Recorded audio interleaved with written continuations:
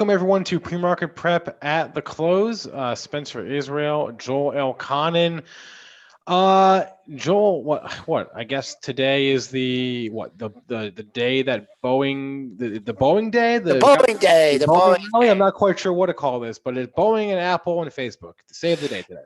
Yes, and I just want to say the reason we started late a minute here is because of me and not because of Spencer, because Mr. Israel is taking a couple days off, Wednesday and Thursday. I will be managing the controls for both shows. God help me. Don't like using that word, but I'm going to do it. And not just that, Joel, but where I'm going, I've been told there is a very poor internet connection, so I But I cannot. have the Spencer document here. Yeah. He is making me memorize, and he's going to be testing me after the close on that, folks. So if I get thrown off, I have the Spencer document here. He keeps me in line. But anyways, here, this is a Boeing kind of market, folks. I mean, up 13%. Higher open, couldn't fill the gap from yesterday. We'll break down the technicals in Boeing in 1 second. But the S&Ps, I talked about the old Friday, Monday trick. You take out Friday's low on Monday and then you continue lower the rest of the week. Wrong. We went through that Friday's low in the pre-market. Tried to do it out in the regular session, but we're turned back a little under 4 points. That pre-market low at 88.50. We turned around, had a lot of turbulence. Funny we mentioned Boeing. I say turbulence. Then finally we took out that pre-market high and got to 30.40. Nothing up there for you, folks. I wish I could give you a level. It'll be a 2-star tomorrow, but I don't have anything up there. The weekly number I was looking for was 48.50. Never got there, but hanging out here. Still a good day. Crude up nearly $1 here at 39.49, trying to get back over $40. Gold, man, that 1800 is just such a wall there. What a wall at 1800, 1719.40. That's your current high. Trading 1782.10. Just let me, you know how I am for like multiple highs in the same area. We've had 90.40 today, 86.20, 79.60, 96.10, 86.80. I've stated my point, 1800 major resistance in gold. Silver in the red by nearly a dime at 18.07. Bitcoin clinging to 9,000, down $25 at 9,195. And I mean, the fact that they're doing test flights and it's up 13%, Spencer, what's going to happen when they actually do flights? Well, by the time that happens, the stock will be at a new all-time high. So I don't know. By the time we get there. But in all seriousness, Boeing and Apple were the leaders, at least last time checked, in the Dow today.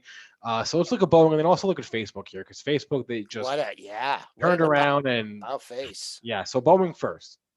Okay, Boeing, as I said, you had the gap up. For those looking for a gap fill, and what I mean by gap fill is the top of the previous day's range. Never got there. High from Friday was 73.85, got to 76.27. Early in the morning, or actually towards noon, Tuesday's high was keeping a lid on it at 185.20. Eventually got through there. High is 193.23. What I'm thinking is this thing gonna make a push for 200, right?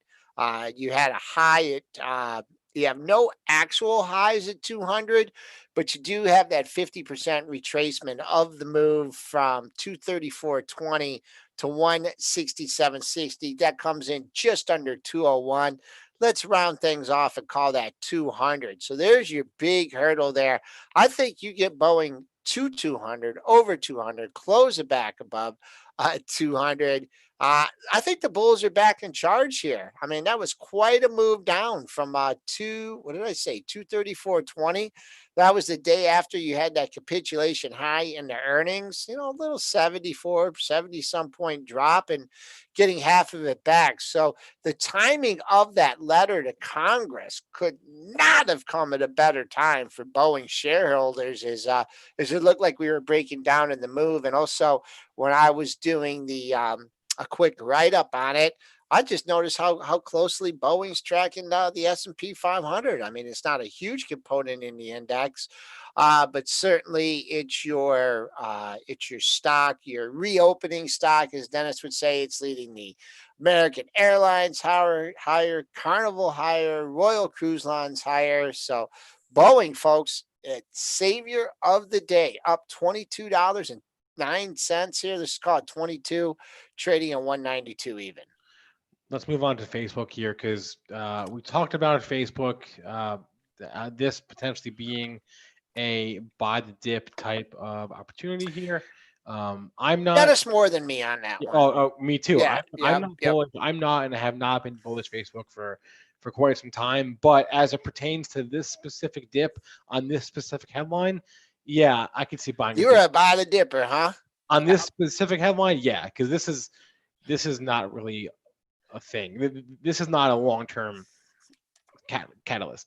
This average. They gotta keep that younger demographic, right? I mean, there's nowhere else to, maybe Google, but there was really nowhere else to go to reach younger consumers. I guess Snapchat, but no, I mean no. So yeah, these brands are going to come back to Facebook. Just a question of when. Facebook, there's a reason that they're so big. It's because they are the best at what they do. Their advertising on the internet is the best. They're the best at it. So they give you more customization, more reach. So these companies that are leaving Facebook, they will come back eventually, is what I think, and I that's why I'm not surprised to see the stock rally today on this headline. Well, there's a couple things to take into account. One, they shed almost $20 on Friday, right? So that's a pretty good haircut. And then they tacked on another 7 or 8 in the pre-market trading. Now, I will say I wasn't quite as bullish as Dennis was, but I did set up a trade because we were trading around 209, 210 when our show started this morning. And I said, hey, if you want to lean on that pre-market low, you want to lean on 206, not that I did, why not? A lot of times they hit those pre-market lows and then you just had that patient buyer come in. So, it got to 207.11. So you would have been thinking, oh, man, I bought this at 210. Joel told me to buy it. Now I'm going to get stopped out. And you would have been really mad at me. But when it took out it never took out that pre-market low. Nice rally here. Just kind of getting some profit takers here after people bought that dip and bought the dip and bought the dip and bought the dip over on Friday and Monday. So any people that, frowned and averaged down, they're getting back to their average price on this thing, getting back into Friday's range. And they're lightening up. Current high 220.68. That's a mile from Friday's high, 233.09. So a little bit of a relief rally here. Notice that S&P's tailing off here a little bit, trying to find a home in the 30-20 handle. Currently trading 30.25. So you get some pretty good volatility ahead of that end of the quarter tomorrow. That window dressing, will they dress them up or dress them down? All right, let's talk Workhorse here. This is a stock that first off, Mitch Hodge was the one in the chat. Mitch Hodge put this ticker in the chat. I don't know when he did, but it must have been like maybe 3 weeks ago now. Dennis said he bought the stock. I know a couple other people in the chat. He did. Dennis will tell you, and he has said it. He'll tell you that he is not good at trading stocks like this. He's mostly out of it by now. He's only holding on to a little bit of his Workhorse left. But this is a huge hat tip to Mitch Hodge, who put this on our radar. I don't know what there is to say, Joel. I guess there's only one way to stop this thing from going up, Spencer. You know what that is, right? No, I don't. Oh, the Fed? I don't know. No, me and you to get long. Oh yeah. I mean, I don't have any. I don't know in this stock. If I did, I would be long out of it. So I'm not one to talk. But I don't know. I guess you just nothing to say, but hold on for dear life if you're long. I don't know. Yeah. Now this one was added to the Russell, correct? Right. Yeah. And I was looking at this on Friday, and it was all over the map. And if it would have been a stock that I, had on my main radar, I would have missed it too, because I would have wanted this to, I'm going to trade this when it goes through 10:30, right? You had a high on Wednesday, 10 But even, a it high didn't on Thursday at it didn't 10 and a really go quarter. through 10:30. What? It It never didn't go came. through it just gapped right over it, right? I know it did. Opened up at 12:20, came down to $11. I would have been sitting there at 10:30 saying, "Come to Papa," and they would have laughed at me. I guess if you would have gotten active in the pre-market, I mean, it was up early. I mean, I'm looking at like you would have to get up at. They started buying this thing. Let me see, like 4 a.m. I mean, I don't get up 4 a.m. Yeah, if you would have gotten up at 4 a.m. Yeah. you could have gotten within yesterday's range, but you would have had to do it. You would have had to get up, have breakfast, sign on to your computer, and get it done by 10:50 or by 4:15. Probably skip breakfast at that time, because the opening bracket was for 15 minutes. It traded between 10.22 and 10 and a quarter. Only traded 3,000 shares, and then it was gone.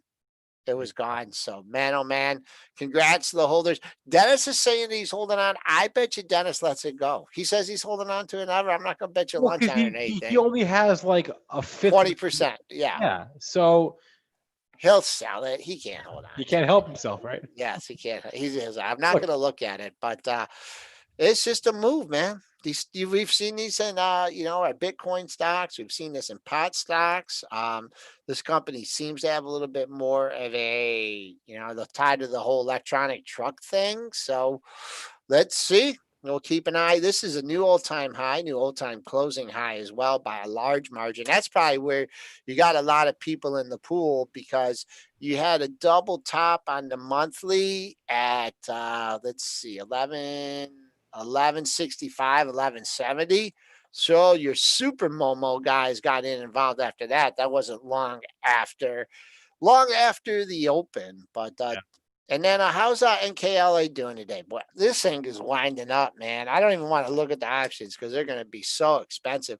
But it cannot stay in this trading range forever. It went down to the bottom of the range today. Why not? Sure, Ken. 62.87, the former bottom of the range, still the bottom. I think I spitballed it at like 62. So if you're trying to get it on the cheap, you wouldn't have got it. We got another blank check SPAC acquisition today. We haven't really talked about. Yeah, you guys understand that. I don't haven't really understand talked that. about this trend a lot, but I'm going to go ahead and say that SPACs are the trade of the summer. There's been a number of big ones going back to even last year with Virgin Galactic, but we had DraftKings, we had Nikola, another one today, Golden Nugget, the company that they were being acquired by, the blank check company. The ticker is LCA. So that is trading up because they are acquiring via reverse IPO, whatever you want to call it, reverse merger. They're acquiring the online casino Golden Nugget. So these are hot. We talked about this the other week when I mentioned I bought one and sold it like an hour later on a BS Twitter rumor. But these things are hot. The SPAC trade heating up. We saw IPO activity really sort of collapse in March, April, May, and actually SPAC IPOs actually outnumbered traditional IPOs in March, April, and May. So They still have that. They still have that Golden Nugget in. I haven't been to Vegas in so long. Do they still have that Golden Nugget there? I don't know about Vegas, but they have it in Atlantic City. Well, at least last time I was there. Yeah, I was there. It was. And I was there. It was a while ago. I was at the one in Casino, and I can't tell you that it was. I mean, it's got some decent ratings, but from what I remember, I don't know. Well, it was a different kind of place, but that was a long time ago. So just the online. No investment advice regarding the outside or decor at the Golden Nugget Casino. S&Ps, I don't know if we caught a bid there with some buying balances, but that late day sell-off is turning into a late day rally. Bouncing around here. We just hit 30 and a quarter. We're back up at 30.33. High for the session stands at 30.40. So it looks like the bulls, they want to be in charge here, run this up into the close. If you can, tell me what those imbalances are. Boeing still ripping, just hit 193.96. still trading within 20 cents of that. So Boeing, you're clear leader early in the morning, midday, and now trying to get the market to close on its highs. All right, 3:56, about 4 minutes here left in the regular session. Let's do a ticker from the chat. Oh, I hear Zippity's mentioning FEAC and SHLL. Those are also special purpose acquisition companies that have been moving here. So keep an eye. I mean, this is a thing. This is a trend now. There's been at least a half dozen that are really moving here. So keep that on your radar if it interests you. There is some serious volatility to be had in these trades. Let's do one from the chat real Well, quick. I just want to say LCA, that's not Little Caesars Arena. No, it's not. Okay. Oh, but you know what I want to do here? Micron is due to report after the close here. Okay. Keep that Oh, on your look at radar. this. Quiet here in Micron. Ahead of the report. Well, folks, I can tell you one thing here. I can tell you a couple things. Number one, if they can get this thing over 49.35, your last three highs 49.35, 49.15, 49.31. So there's your clear path. Oh, obviously to $50 and higher. On the downside, bulls are digging in the 47 handle, your 3-day low 47.28. Today's low 47.58. So 3-day trading range, $2 range in Micron. Probably could go both ways off that number, but wouldn't want to be short above 49.35. Don't know if I want to be long under 47. In between there, anybody's guess. Let's do. I saw someone mention Zoom here, so let's just throw Zoom out. Zoom, and someone mentioned earlier in the chat, Triple D was talking, COVID plays, non-COVID plays. He did talk about this, potentially putting a top in on Friday on the Russell rebalance.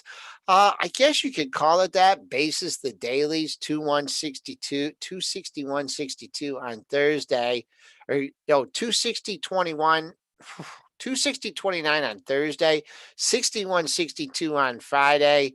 Couldn't even see that closing price today.